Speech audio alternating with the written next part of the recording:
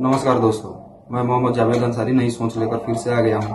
प्रशांत किशोर ने अशोक चौधरी पर 200 करोड़ का जमीन घोटाले का आरोप जो है कि लगाया था। उसी मामले में अशोक चौधरी ने 100 करोड़ का मानहानि का मुकदमा दर्ज कर दिया है प्रशांत किशोर पर। दोस्तों, इसी मामले में जब एबीपी न्यूज ने पूछा प्रशांत किशोर से, तो प्रशांत किशोर ने कहा कि 100 करोड़ का मानहानि का केस क्लीन चिट नहीं है, मामला रफा दफा करने का कोई क्लीन चिट नहीं है। उनको पूर्व सूचित कर देता हूं कि अपने वकील को बोल दीजिए एक और ऐसा मानहानि का नोटिस बना ले, क्योंकि अगले 2-4 दिन में आप पर एक और बड़ा खुलासा करने जा रहे हैं। मानहानि का नोटिस भेजने से प्रशांत किशोर डरने वाले नहीं है। आपने जवाब नहीं दिया, आप पर जो इल्जाम लगाए गए, आप पर जो आरोप है उसका आपने जवाब नहीं दिया, उस पर बता रहे हैं। आपने किसी वकील को बोला नोटिस भेज दो।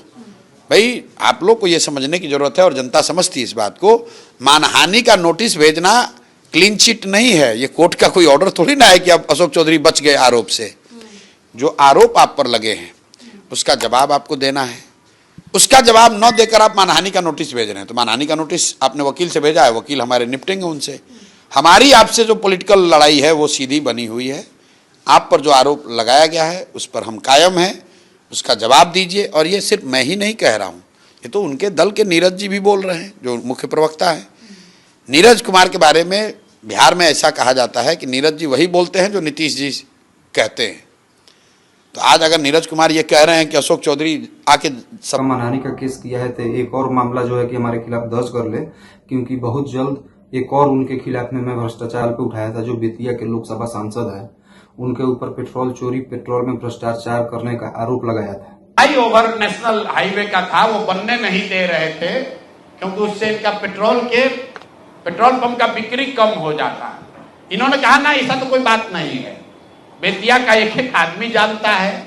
इतना ही नहीं, हम आपको फोटो जारी करेंगे कि जब लोगों का दबाव हुआ तो इन्होंने एक बोर्ड लगाया था बेतिया में, जिसमें लिखा था कि ये फ्लाईओवर का निर्माण मेरी वजह से नहीं, राज्य सरकार के परमिशन नहीं देने के वजह से रुका हुआ है। और 10 लीटर तेल बिकता है, 20 लीटर का वाउचर बनाता है। ये पेट्रोल चोर, जिस पर संजय जायसवाल ने पलटवार करते हुए कहा है कि बेतिया की जो मेयर है गरिमा सकारिया, उन्हीं का जो घर है, उन्हीं के घर पे पेट्रोल और डीजल डाल के गाड़ियों में जाती थी और वहीं से निकाल के और उस पेट्रोल के बेचा जाता था। दोस्तों, आपको बता दें कि वहीं संजय जायसवाल जो है बेतिया के सांसद, अपने आरोप के बाद में ये भी आरोप लगाया है कि वहां के जो पेट्रोल पंप है, पेट्रोल से जो चोरी हुई है, वो गरिमा सकारिया जो है वहां की मेयर, उनकी वजह से ही हुई है, भ्रष्टाचार में वही लुप्त है। उनको कितनी बार बोला गया कि नगर निगम का जो मीटिंग होता है उस मीटिंग में पेट्रोल और डीजल के भी पेपर लेके आई जाए बैठक में, लेकिन गरिमा सिंह जी द्वारा उस पर बहस कभी नहीं हुई।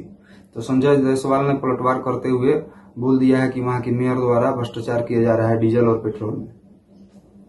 और तीसरा आरोप लगाते हुए संजय जायसवाल ने सम्राट चौधरी जो बिहार के डिप्टी सीएम है, उनपे बड़ा आरोप लग दिया है। उनपे आरोप लगाया है सम्राट चौधरी ने कि वो 7वां पास है और मैट्रिक भी पास नहीं किए। 2010 का जो चुनाव हुआ था, उस चुनाव में हलफनामा जो सम्राट चौधरी ने दिया था, उस हलफनामे में जो है कि उन्होंने दावा किया था और एफिडेविट दिया था कि हम 7वीं पास हैं। तो उसके बाद जो है कि मैट्रिक का सर्टिफिकेट उनके पास कैसे हुआ, ये आरोप प्रशांत किशोर का है। उसके बाद दोस्तों सम्राट चौधरी ने उन पर पलटवार भी किया है। देखिए वीडियो। कि इन्होंने जब मैट्रिक का एग्जाम दिया, तो मैट्रिक का एग्जाम इन्होंने दिया है सम्राट कुमार मौर्य के नाम से, और सुप्रीम कोर्ट के हलफनामे में यह लिखा गया कि सम्राट कुमार मौर्य उस समय के, इन्होंने इनका एडमिट कार्ड, इनका रोल नंबर, वो सब जारी किया, सुप्रीम कोर्ट के दस्तावेज में है। और बिहार विद्यालय परीक्षा समिति जो मैट्रिक का एग्जाम कराती है, इनसे पूछा गया सुप्रीम कोर्ट के द्वारा इनके पढ़ाई के एज के बारे में, क्योंकि मैट्रिक के सर्टिफिकेट को ही एज का दस्तावेज माना जाता है।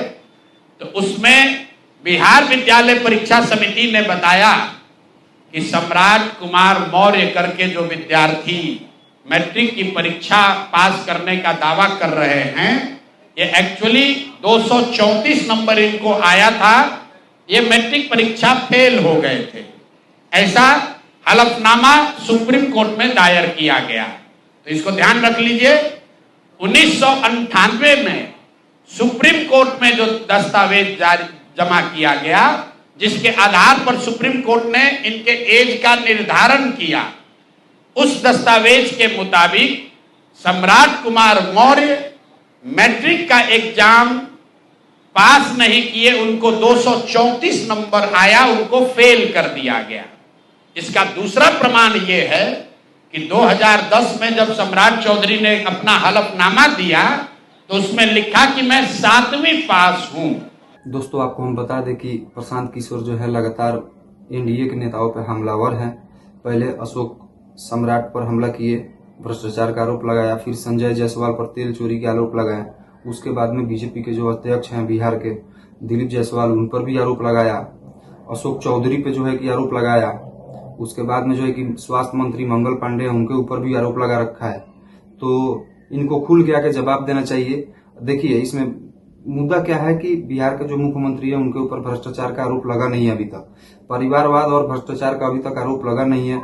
अगर उनके करियर के अंतिम समय में ऐसा अगर दाग लगता है तो उनकी चेहरा जो है कि धूमिल हो सकती है। इसलिए मुख्यमंत्री नीतीश कुमार की भी बहुत बड़ी चिंता है इस पर, और इसको जो है कि इस पर आरोप पर प्रत्यारोप लगे हुए हैं बिहार में। नमस्कार।